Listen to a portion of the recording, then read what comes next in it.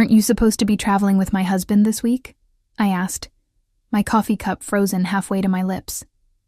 The man standing in front of me at the coffee shop smiled, and something in that smile made my stomach drop. He was undeniably handsome, the kind of handsome that made you notice him even in a crowded room. Dark hair, sharp jawline, and eyes that seemed to see right through whatever polite mask you wore. I had met him twice before at company events, always at my husband's side, always in passing. His name was Julian, and he worked in the same department as my husband at Travala Group, a commercial real estate firm in downtown Louisville. "He's been staying at his secretary's house for days," Julian said, his voice low but clear. "I thought you knew." The coffee shop noise seemed to fade away.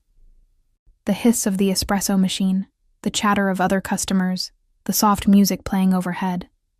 All of it became distant, like I was underwater. "My name is Zoe, and I am 31 years old." I had been married to Bradley for 5 years, and in that moment, standing in a coffee shop on a random Tuesday morning in April, my entire world tilted on its axis. "I'm sorry," Julian said, and he genuinely looked it. "I assumed when you asked about the trip that you already knew. Everyone at the office knows. Everyone at the office knows." The words echoed in my head like a cruel joke. I had dropped by this coffee shop because it was near the dry cleaner where I had picked up Bradley's suits. His suits, which I had carefully selected for his supposed business trip to Chicago. The trip that apparently did not exist. "His secretary," I repeated, my voice sounding strange to my own ears. "You mean Patricia?" Julian nodded slowly. "I really am sorry. I thought you knew. The way he talks sometimes, it seemed like you two had an arrangement or something." An arrangement. As if I had agreed to let my husband sleep with another woman while I sat at home, carefully organizing his travel itinerary and packing his suitcase. As if I had smiled and waved him off on fabricated business trips while knowing exactly where he was going. I finally set my coffee cup down on the small table beside me, because my hands had started trembling. The dry cleaning bag with Bradley's suits hung over my arm like evidence of my own foolishness. I had been such a good wife. I had been attentive, supportive, understanding. When he worked late, I brought him dinner at the office. When he seemed stressed, I gave him space. When he said he needed to travel for work, I helped him pack. "How long?" I asked, not sure I wanted the answer. Julian hesitated, and that hesitation told me everything. This was not a recent development. This was not a one-time mistake. "At least a year," he finally said. "Maybe longer. I only transferred to the department 8 months ago, and it was already happening then. A year, maybe longer." I thought about the past year of my life. The anniversary dinner where Bradley seemed distracted. The Christmas where he gave me a generic gift card instead of something thoughtful. The countless nights he came home late, smelling like a different perfume that I convinced myself was just from the office air freshener. "I need to sit down," I said, and Julian immediately guided me to a nearby chair, his hand gentle on my elbow. He sat across from me, his expression a mixture of concern and regret. "I'm sorry I'm the one telling you this. I genuinely thought you knew. The way he talks about it at work, so casually, like it's nothing to hide." The humiliation burned worse than the betrayal. Not only had my husband been cheating on me, but he had been so brazen about it that his coworkers assumed I was complicit. They probably looked at me at those company events and thought I was pathetic. Or worse, thought I simply did not care. "Can I get you some water?" Julian asked. I shook my head. What I needed was not water. What I needed was to rewind the past 5 years and see all the signs I had clearly missed. What I needed was to understand how I had ended up here, in a coffee shop, learning about my husband's affair from a man I barely knew. The truth was, I had seen the signs. I had simply chosen not to see them. Bradley and I met 7 years ago at a networking event for young professionals in Louisville. He was charming, ambitious, and he made me feel like I was the only person in the room. We dated for 2 years before getting married, and I thought I had found my person. I thought I had found the man I would spend the rest of my life with. I worked as a graphic designer for a small marketing agency, and while my career was fulfilling, it was Bradley's career that always took center stage. He was climbing the corporate ladder at Travala Group, and I supported him every step of the way. I attended his work functions, made nice with his colleagues, and never complained when his job demanded more and more of his time. Looking back, I could trace the beginning of his distance to about 2 years into our marriage. The late nights became more frequent. The business trips multiplied. His phone became something he guarded closely, always face down on the table, always on silent. When I asked about it, he accused me of being paranoid, and I believed him. I believed him because believing him was easier than facing the alternative. "Do you want to talk about it?" Julian asked, pulling me back to the present. I looked at him. Really looked at him for the first time. He was probably around my age, maybe a year or 2 older. There was something genuine in his expression, something that told me he was not enjoying this moment. He had not sought me out to deliver this news. He had simply run into me at a coffee shop, asked an innocent question, and accidentally unraveled my entire life. "I don't even know where to start," I admitted. "You don't have to say anything," he said. "I just feel terrible for being the one to tell you. I can't imagine what you're going through right now." What I was going through was a strange mixture of shock, anger, and oddly, relief. Relief because now I had a name for the unease that had lived in my chest for years. Relief because I was no longer crazy for sensing that something was wrong. Relief because the truth, however painful, was better than the fog of suspicion and denial I had been living in. "His secretary," I said again, almost laughing at the cliché of it all. "Patricia has worked for him for 3 years. She came to our house for dinner once. She complimented my cooking." Julian winced. "That's rough." "She sat at my dining table and told me how lucky Bradley was to have such a supportive wife." The absurdity of it hit me, and I let out a bitter laugh. I thanked her. I actually thanked her for the compliment. Julian was quiet for a moment. "What are you going to do?" That was the question, was it not? What was I going to do? Part of me wanted to drive to Patricia's house right now and confront them. Part of me wanted to go home, pack my bags, and disappear. Part of me wanted to pretend this conversation never happened and continue living in blissful ignorance. "I don't know," I said honestly. "Look," Julian said, leaning forward slightly. "I know this is completely inappropriate given the circumstances, but you shouldn't be alone right now. Forget him for a moment. What about dinner with me tonight? Not as a date," he added quickly, seeing my expression. "Just as someone who can listen. Someone who doesn't have a stake in this. You probably don't have anyone at work you can talk to about this, and your friends and family might not be objective." It was an odd invitation, and under normal circumstances, I would have declined. But these were not normal circumstances. In the span of 10 minutes, I had learned that my husband was a liar, my marriage was a sham, and everyone at his office knew more about my life than I did. "Why would you do that?" I asked. "Why would you want to spend your evening listening to a stranger cry about her cheating husband?" Julian shrugged.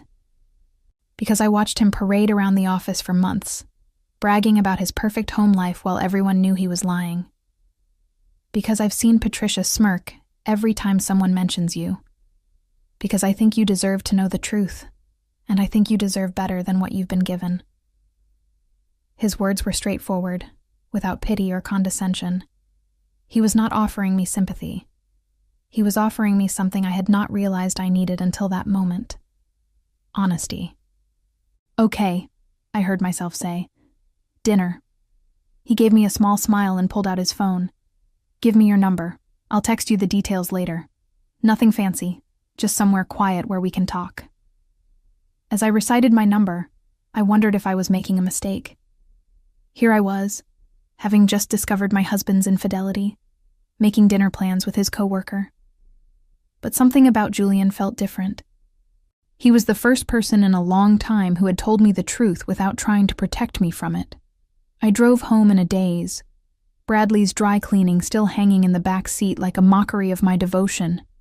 Our house was a modest 3-bedroom in a quiet neighborhood, the kind of house we had picked together because we thought we would fill it with children someday. That dream had faded over the years, as Bradley became more focused on his career, and I became more focused on supporting his career. Now I wondered if it had ever been a real dream at all, or just another lie he told to keep me complacent.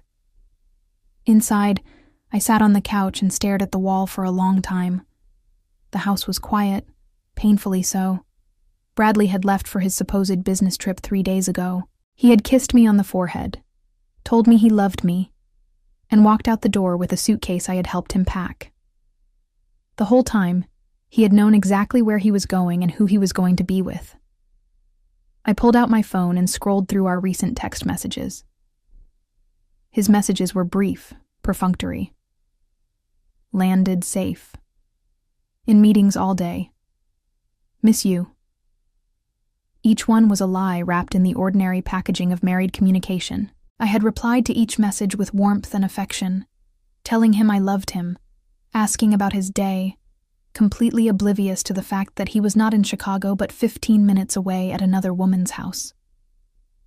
The anger started to build then, slowly at first, then with increasing intensity. I thought about all the times I had defended Bradley to my mother, who had always thought he was too charming, too slick. I thought about my best friend Chloe, who had gently suggested that Bradley's work schedule seemed excessive. I thought about my own instincts, which I had silenced again and again because I wanted so desperately to believe in the life I had built. My phone buzzed with a text from Julian. There's a small Italian place on 4th Street called Ember. 7 o'clock? I'll make a reservation. I stared at the message for a long moment before typing back. I'll be there. The hours until dinner passed strangely, time stretching and contracting unpredictably. I tried to work, but the design project I was supposed to be finishing seemed impossibly trivial. I tried to eat, but the thought of food made me nauseous. I tried to call Chloe, but I ended the call before it connected because I was not ready to say the words out loud to someone who loved me. At 6:30, I changed into a simple black dress. Not because I was trying to look good, but because getting dressed gave me something to do. I looked at myself in the mirror and barely recognized the woman staring back. She looked older than 31. She looked tired. She looked like someone who had been slowly eroded by years of small betrayals, each one so minor on its own that she had failed to notice the cumulative damage. Ember was a quiet restaurant with warm lighting and exposed brick walls.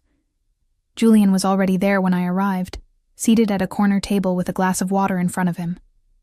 He stood when he saw me, pulling out my chair like we were on an actual date rather than a strange intervention. "Thank you for coming," he said as I sat down. "I wasn't sure you would." "I almost didn't," I admitted. "This whole day has felt surreal." He nodded with understanding. "I can imagine. Or actually, I probably can't. I've never been in your position." A waiter came by, and I ordered a glass of wine while Julian ordered sparkling water. When we were alone again, he folded his hands on the table and looked at me with those perceptive eyes. "I should tell you something," he said. "I've been wanting to reach out to you for months.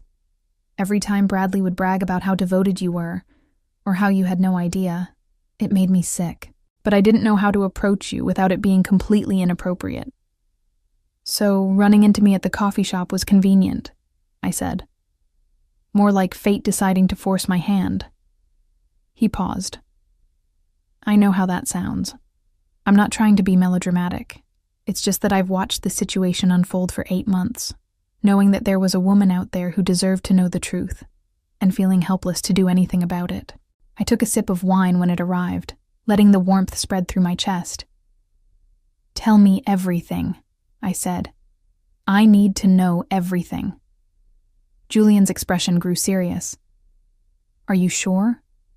Some of it is hard to hear. I've spent years not knowing things that apparently everyone else knew. I'm done being protected from the truth." He took a deep breath and began to talk. He told me about the way Bradley and Patricia behaved at the office, barely hiding their relationship. He told me about the inside jokes, the lingering touches, the way they left together almost every evening. He told me about a company retreat 6 months ago, where they had shared a room, and how Bradley had laughed when someone asked about me, saying that what I did not know could not hurt me. Each revelation was a knife, but I did not ask him to stop. I needed to hear it. I needed to understand the full scope of the betrayal, so that when I finally confronted Bradley, I would not waver. I would not let him gaslight me into thinking I was overreacting. "There's one more thing," Julian said, his voice dropping. "And this is the part that really made me want to warn you." I braced myself. "What?" "Patricia is pregnant. She told the office last week. She's keeping it quiet for now, but it's going to come out eventually." He paused, watching my face. "I'm sorry. I know that's a lot to take in." I set down my wine glass very carefully because my hands were shaking again. Pregnant. Bradley's mistress was pregnant. The man who had spent 3 years telling me he was not ready for children had gotten another woman pregnant. "Zoe." Julian's voice seemed to come from very far away. "Are you okay?" I was not okay. But somehow, in that moment, I felt a strange clarity descend. This was it.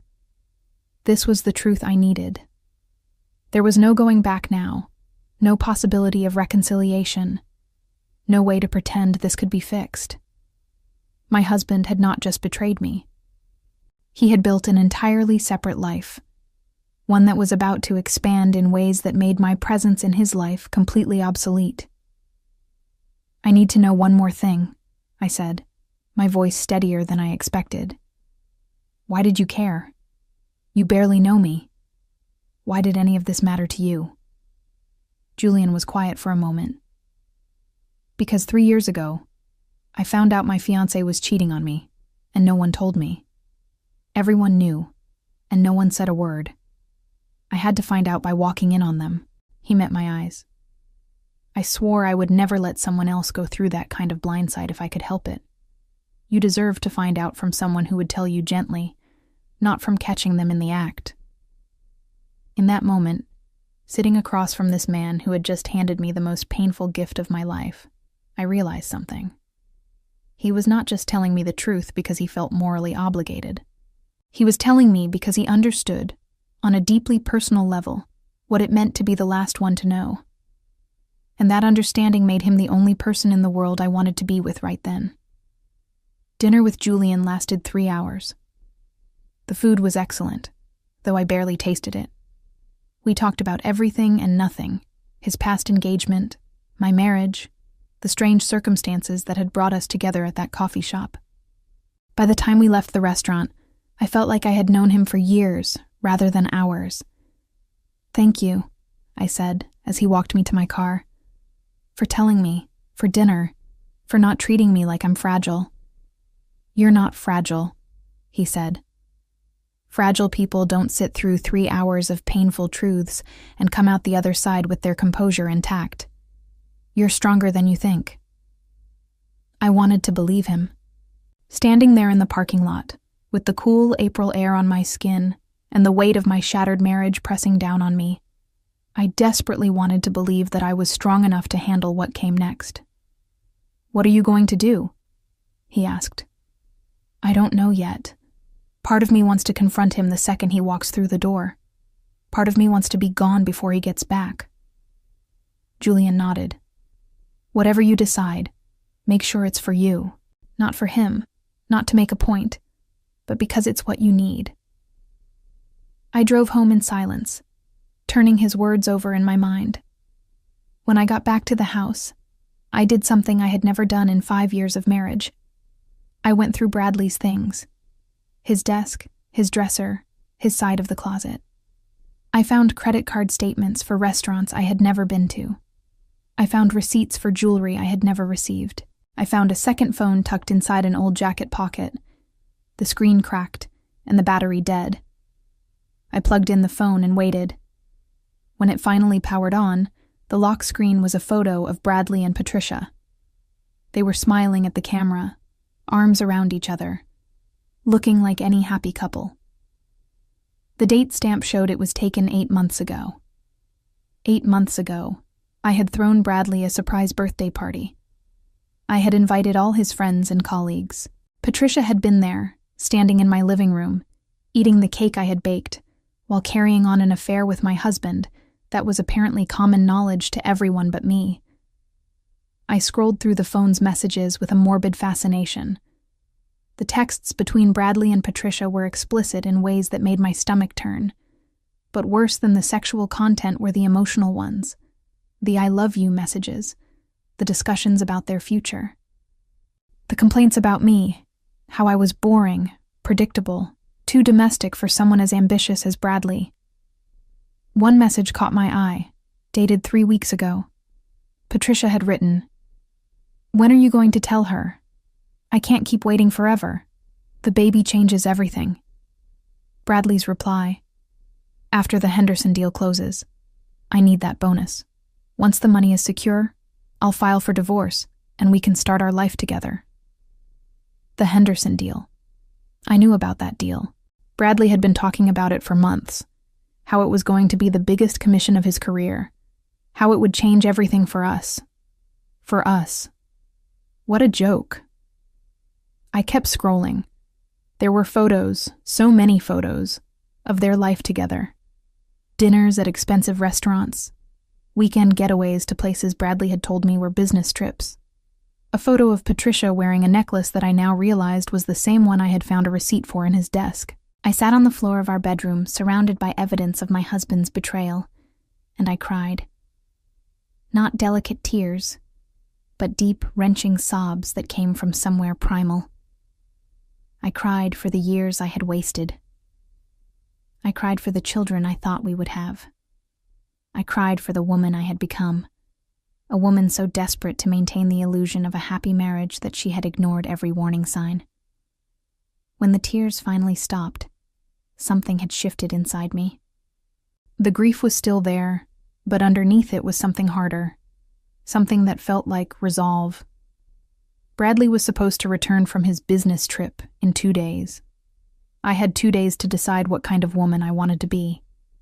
The woman who confronted him and demanded answers, or the woman who quietly gathered her evidence and planned her exit. I chose the second option. I spent the next 48 hours documenting everything. I photographed the phone's contents before the battery died again. I made copies of the credit card statements and receipts. I contacted a divorce attorney named Victoria, who came highly recommended by a colleague at work. I opened a new bank account in my name only, and quietly transferred half of our joint savings into it. Something Victoria told me I was legally entitled to do. Julian texted me twice during those 2 days, just to check in. I appreciated his restraint. He did not push for information or offer unsolicited advice. He simply let me know he was there if I needed to talk. On the evening Bradley was supposed to return, I cooked dinner. I set the table with our nice dishes. I opened a bottle of wine. To anyone watching, it would have looked like a devoted wife welcoming her husband home from a business trip. When Bradley walked through the door at 7:30 that evening, suitcase in hand and a smile on his face, I was ready. "Something smells amazing," Bradley said, setting down his suitcase and walking over to kiss me on the cheek. "I missed you." The audacity of that statement almost made me laugh. He had just spent 4 days at another woman's house, in another woman's bed, discussing their future together. And here he was, casually lying to my face as if it were the most natural thing in the world. "How was Chicago?" I asked, my voice impressively steady. "Cold, exhausting. The meetings went well, though. Henderson is ready to sign next week." He poured himself a glass of wine and leaned against the kitchen counter, completely at ease.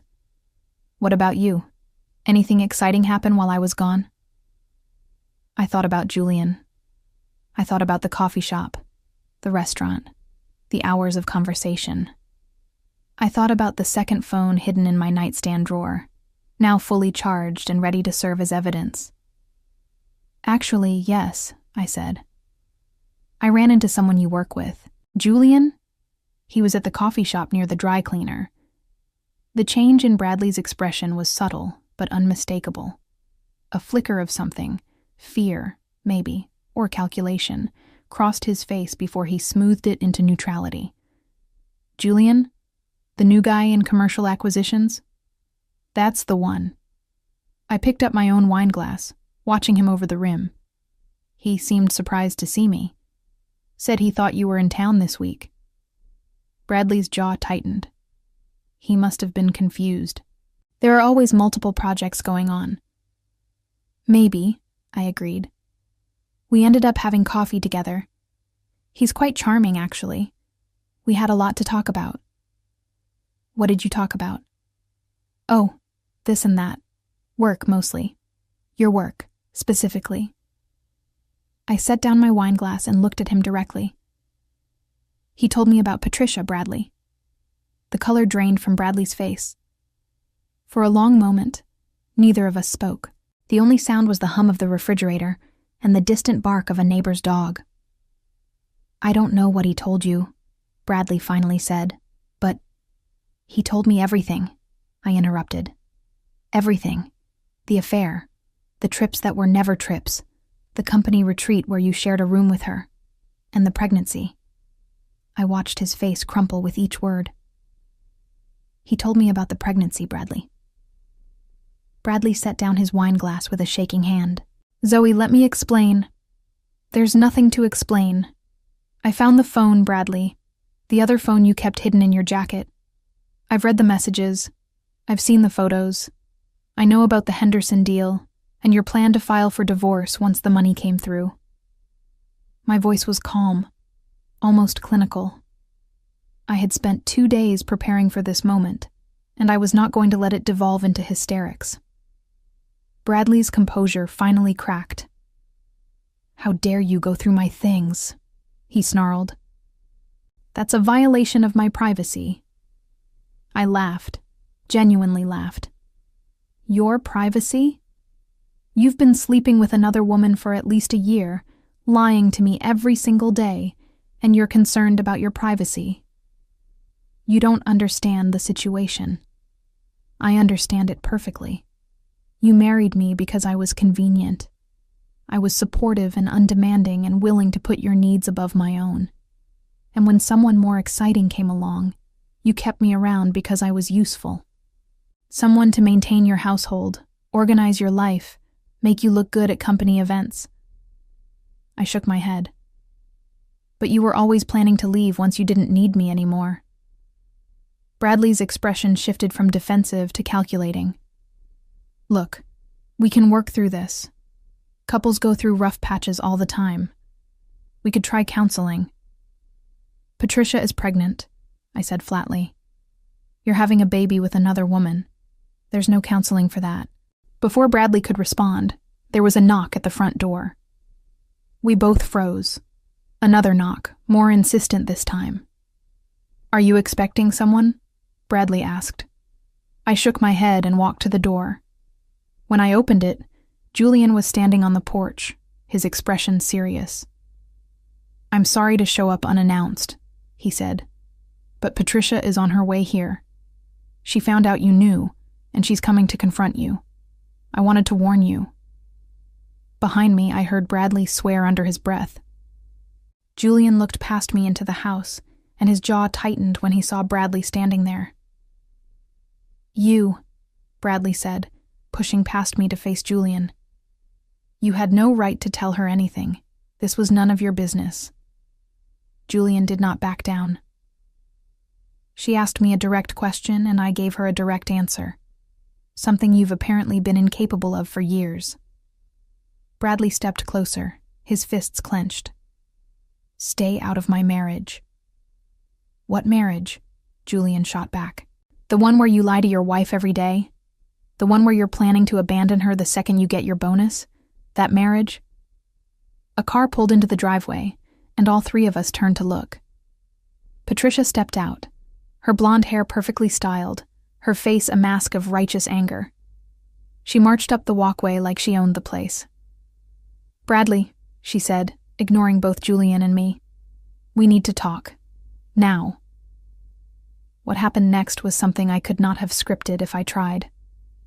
Patricia stormed into my house, and immediately started berating Bradley for not answering her calls. Julian stepped aside to let her pass, positioning himself near me as if ready to intervene if necessary. "You promised me," Patricia hissed at Bradley.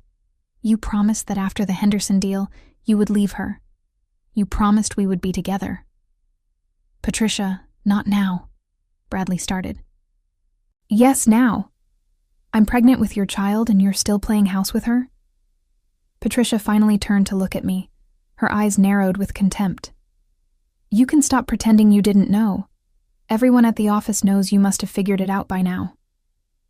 "Actually," I said, my voice remarkably steady, "I just found out 4 days ago, thanks to Julian here. So while everyone at the office assumed I was either stupid or complicit, I was actually just a wife who trusted her husband." Something flickered in Patricia's expression, surprise maybe, or a hint of shame, but it was quickly replaced by defiance. "Well, now you know. So you can step aside and let Bradley be with the woman he actually loves." I stared at her for a long moment. This woman who had eaten dinner at my table, complimented my cooking, smiled at me like we were friendly acquaintances. This woman who had been sleeping with my husband for over a year, while I remained blissfully ignorant. "You can have him," I said. "I don't want him anymore." Patricia blinked, clearly not expecting that response. Bradley also looked stunned. "I've already spoken to a divorce attorney," I continued. "I've moved half of our joint savings into a separate account, which I'm legally entitled to do. I've documented everything. The second phone, the messages, the receipts, all of it. My lawyer has copies of everything." I looked at Bradley. "You wanted out of this marriage? Congratulations." "You're out." Bradley's face contorted with anger. You can't take my money and throw me out of my own house." "It's our money, Bradley. Half of it is legally mine. And this house is in both our names, which means I have as much right to be here as you do. But don't worry. My lawyer assures me that given the circumstances, the court will likely favor me in the division of assets." I smiled, though there was no warmth in it. Adultery tends to work in the wronged spouse's favor in Kentucky. Julian moved to stand beside me, not touching, but close enough that his presence was unmistakable. "Maybe you two should leave," he said to Bradley and Patricia. "I think Zoe has made her position clear." Bradley rounded on him. "Who the hell do you think you are? You have no right to be in my house, making decisions about my marriage." "I'm someone who told your wife the truth you were too cowardly to tell her yourself," Julian replied calmly. "I'm someone who watched you parade around the office for months, laughing about how clueless she was, and decided that someone deserved to know what kind of man they were married to." Bradley took a step toward Julian, his fists raised. "You're going to regret—" "Bradley, stop." Patricia grabbed his arm. "This isn't helping. Let's just go." "Go where?" Bradley snapped. "This is my house." "Go to Patricia's," I suggested sweetly. "You've been staying there for days anyway. I'm sure you'll be comfortable." The look on Bradley's face was something I would remember for years. The realization that he had lost control of the narrative, that his carefully constructed double life had collapsed around him, that the wife he had dismissed as boring and predictable had outmaneuvered him. "This isn't over," he said, grabbing his suitcase from where he had dropped it earlier. "You'll hear from my lawyer." "I look forward to it," I replied. Patricia followed Bradley out, shooting me one last venomous look before slamming the door behind her. Through the window, I watched them get into her car and drive away. The silence that followed was deafening. I stood in my living room, surrounded by the detritus of a marriage that had just imploded, and felt something I had not expected. Liberation. "Are you okay?" Julian asked softly. I turned to look at him, this man who had upended my life with a single sentence at a coffee shop. This man who had sat with me through dinner while I processed the worst news of my life. This man who had shown up at my door to warn me, who had stood beside me while my marriage crumbled. "I think so," I said. "I think I'm going to be okay." He nodded, not pressing for more. "I should probably go. Unless you want company?" I considered the question. The house felt empty now, but not in a sad way. It felt like possibility, like the first page of a book that had not been written yet. "Stay," I said, "just for a little while. I don't think I want to be alone right now." Julian smiled. Not the careful, sympathetic smile from the coffee shop, but something warmer, more genuine. "I'll stay as long as you need." We sat on the couch together, not touching, just existing in the same space. The wine I had opened for Bradley sat untouched on the counter. The dinner I had prepared grew cold on the stove. Outside, the sun was setting, painting the sky in shades of orange and pink. "What happens now?" I asked, staring at the fading light through the window. "Whatever you want to happen," Julian said. "For the first time in a long time, that's entirely up to you." He was right. For years, my life had been shaped by Bradley's needs, Bradley's career, Bradley's decisions. I had molded myself into the wife he wanted, never stopping to ask if that wife was who I wanted to be. Now, for the first time in 5 years, I could choose. I could choose who I wanted to be, where I wanted to go, what kind of life I wanted to build. The thought was terrifying and exhilarating in equal measure. "Thank you," I said to Julian, "for everything, for telling me the truth, for being here tonight, for not letting me face this alone." "You're not alone," he said simply, "and you don't have to thank me for being a decent person. That should be the baseline, not the exception." I looked at him then, really looked at him, at the kindness in his eyes, at the way he had put himself in an uncomfortable position simply because he believed I deserved the truth, at the way he was sitting beside me now, asking nothing, expecting nothing, simply offering his presence. "Julian," I said, "would you like to have dinner with me? I made enough for 2, and it would be a shame to waste it." He smiled. "I would like that very much." We moved to the kitchen together, reheating the food that was meant to be a lie and turning it into something honest. As we sat down to eat, I realized that this was not the ending of my story. It was the beginning of something new, something I had not known I needed until it arrived.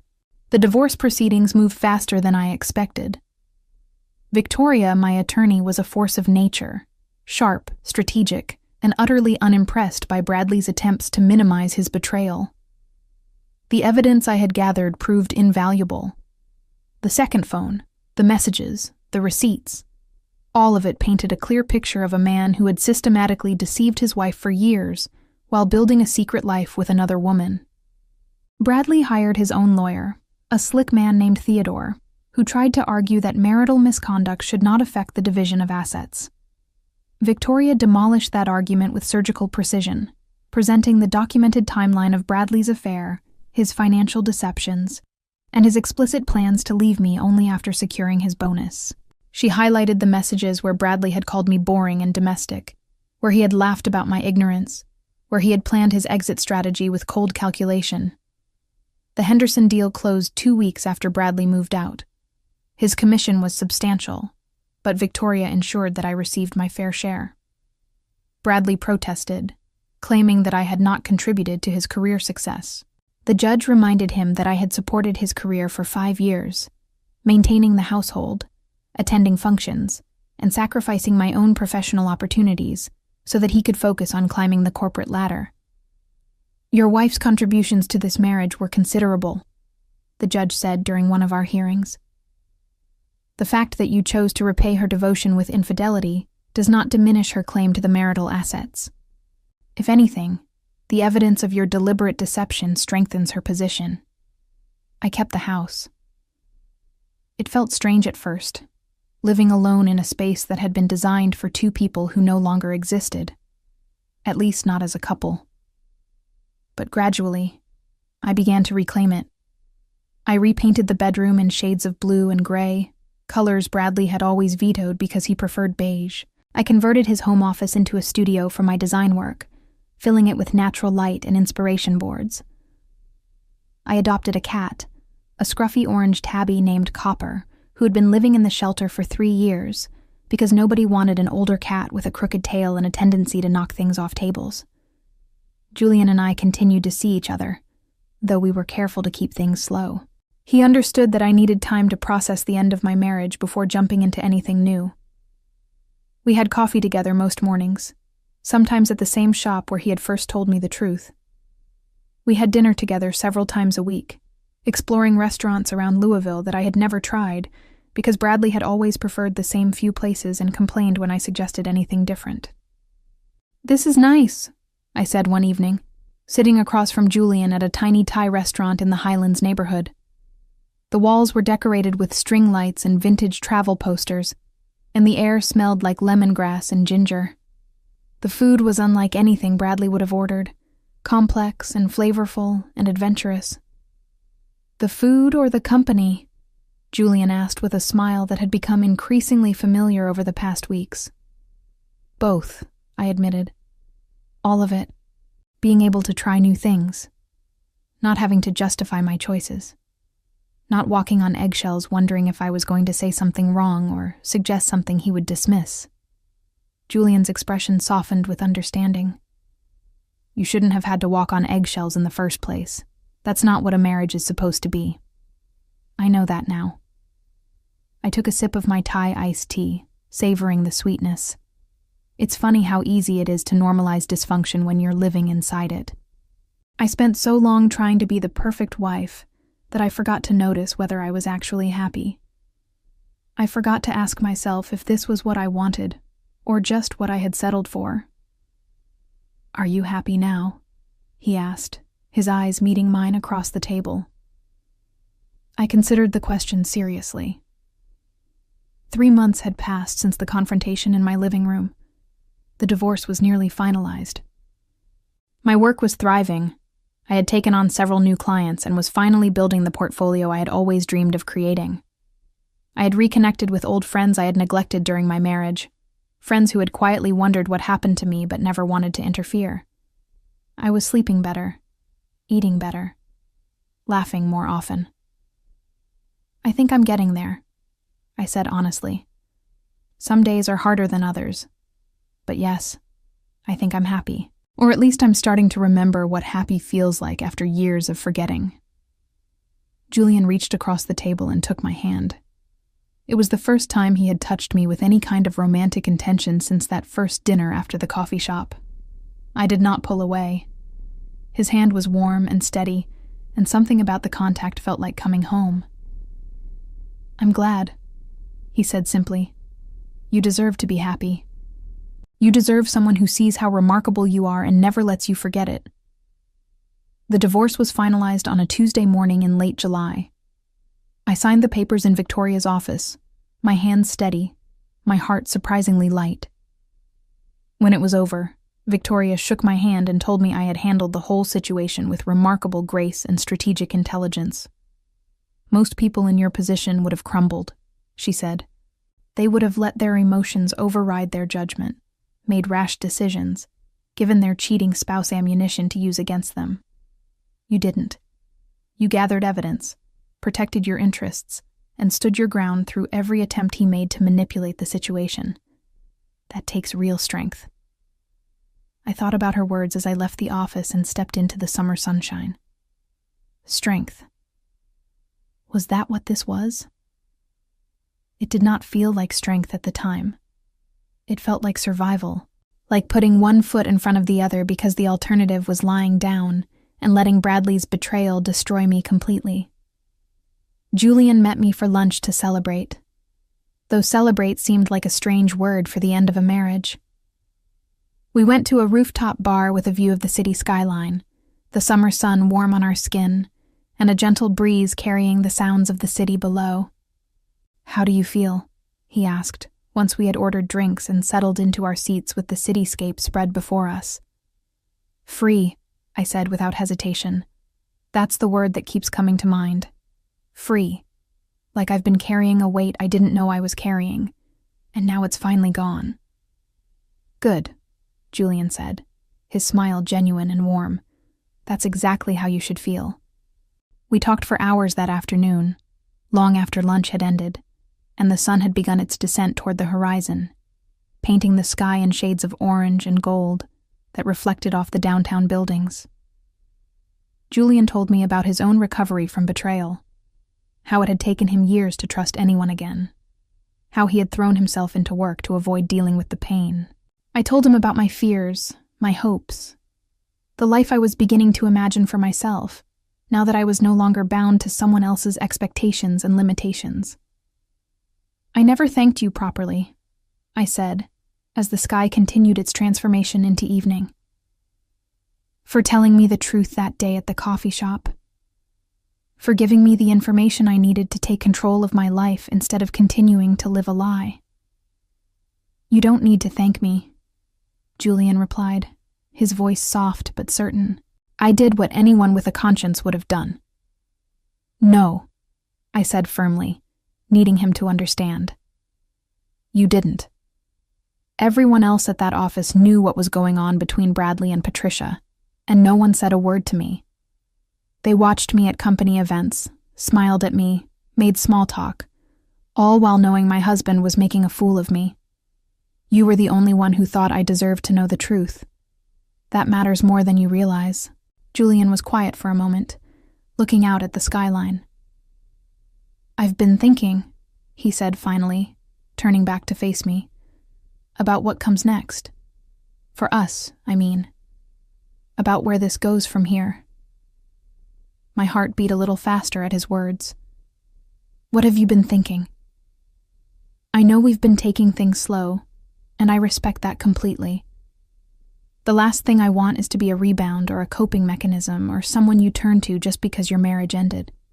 He met my eyes, his gaze steady and sincere. "But I also know what I feel when I'm with you. I feel like I've been waiting for you without knowing it. Like running into you at that coffee shop was the best accident of my entire life." I thought about the past 4 months. The coffees, the dinners, the long conversations that stretched into the night. The way Julian listened to me, really listened, without trying to fix things, or dismiss my feelings, or make it about himself. The way he made me laugh, the way he challenged me intellectually, the way he treated me like an equal partner, rather than an accessory to his life. "I feel it too," I admitted, the words coming more easily than I expected. "I've been scared to say it because everything happened so fast.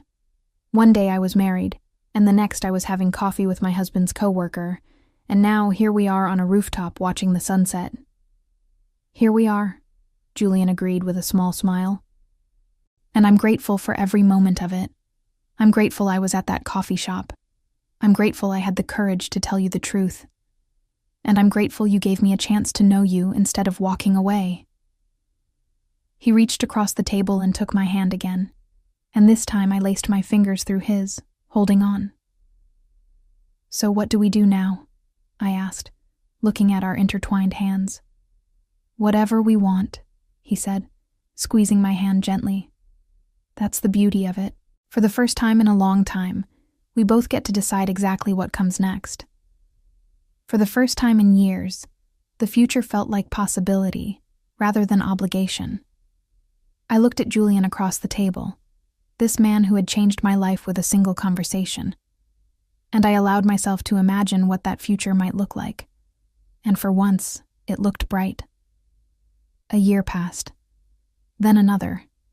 Julian and I built something together, slowly, deliberately, with all the care and intention that my marriage to Bradley had lacked. We moved in together after 18 months, into a new apartment that was ours from the start, untainted by old memories or someone else's preferences. I sold the house that Bradley and I had shared. It felt like shedding an old skin, letting go of the last physical reminder of a life that no longer fit who I had become. The money went into savings, into travel to places I had always wanted to see, into a small cabin by a lake that Julian and I visited whenever we needed to escape the city and reconnect with each other. My career flourished in ways I had never imagined possible when I was married to Bradley. I had left the marketing agency and started my own design consultancy, working with clients who valued creativity over conformity and appreciated my unique vision. It was risky, but Julian supported me completely, just as I supported him when he decided to leave Travala Group and take a position at a smaller firm where ethics were valued over profits and people were treated like human beings rather than resources to be exploited. We got married on a spring afternoon, 2 years after that fateful encounter at the coffee shop. It was a small ceremony, just close friends and family, held in a garden with the scent of blooming flowers filling the air and the promise of new beginnings all around us. My mother cried happy tears. Chloe gave a toast that made everyone laugh and then made everyone cry. Julian looked at me like I was the only person in the world, and for once in my life, I believed it. "I love you," he said as we exchanged vows, his voice steady and sure. "I loved you the moment I saw you at that coffee shop, looking lost and holding dry cleaning for a man who didn't deserve you. And I'm going to spend the rest of my life making sure you never feel lost again. I'm going to spend the rest of my life being worthy of the trust you've placed in me." I looked at him, at this man who had given me truth when everyone else gave me lies, and I felt something I had not felt in years. Complete certainty. This was right. This was where I was supposed to be. This was the life I was meant to live. "I love you too," I said, my voice trembling with emotion. "Thank you for being brave enough to tell me what no one else would. Thank you for waiting while I figured out who I wanted to be. Thank you for choosing me every single day and making me feel like that choice is the easiest one you've ever made." The reception was joyful in a way my first wedding had never been. There was laughter and dancing and the kind of warmth that comes from being surrounded by people who genuinely wished us well and celebrated our happiness without hidden agendas or false smiles. When Julian took my hand for our first dance, I leaned into him and let myself feel completely, utterly, unreservedly happy. "No regrets?" he whispered in my ear as we swayed together under the string lights. "Not a single one," I replied with absolute conviction. And I meant it with every fiber of my being. Every painful moment of my divorce, every tear I had shed in the dark of my empty bedroom, every sleepless night wondering how I had been so blind. All of it had led me here, to this dance floor, to this man, to this new beginning that was better than anything I could have imagined. The consequences of Bradley's choices had caught up with him by then, as consequences always do for those who build their lives on lies. The affair with Patricia had not survived the stress of an unplanned pregnancy and his financial fallout from the divorce. She left him 6 months after their daughter was born, citing his inability to commit, his wandering eye, and his constant complaints about child support and responsibility. Apparently, he had already started pursuing another woman at work, unable to learn from his mistakes. Without my support and stability, without the devoted wife managing his household and propping up his fragile ego, Bradley's career stalled completely. He was passed over for promotions, his reputation permanently tarnished by the scandal of his affair becoming office gossip that followed him from job to job. The last I heard, he had left Louisville entirely and was working at a smaller company in another city, paying child support for a daughter he rarely saw, and alimony that took a substantial portion of his reduced income. Patricia, meanwhile, struggled as a single mother, having sacrificed her own career advancement for a man who had promised her the world and delivered nothing but disappointment and broken promises. The woman who had smirked at the mention of my name, who had eaten at my table and complimented my cooking while sleeping with my husband, now worked overtime just to make ends meet. Her dreams of a glamorous life with Bradley evaporated like morning fog under harsh sunlight. Standing now in the glow of my wedding reception, watching Julian laugh with my friends and family, surrounded by love and joy and the promise of a beautiful future, I thought about the woman I had been 3 years ago. The woman who had stood in a coffee shop, clutching dry cleaning for a husband who was betraying her with every breath, completely unaware that her entire life was built on a foundation of lies. I wished I could reach back through time and tell her that everything would be okay. More than okay. It would be extraordinary. I wished I could tell her that the worst moment of her life was actually the beginning of something beautiful. That sometimes the people who break us apart are accidentally setting us free. That the right person will not just love you, they will tell you the truth even when it is hard, stand beside you in the most difficult moments, and choose you every single day without hesitation or regret. Looking back on my journey from betrayed wife to a woman who had reclaimed her life, rebuilt her career, and found genuine love built on honesty and mutual respect, I understood something profound. My revenge was never about making Bradley suffer.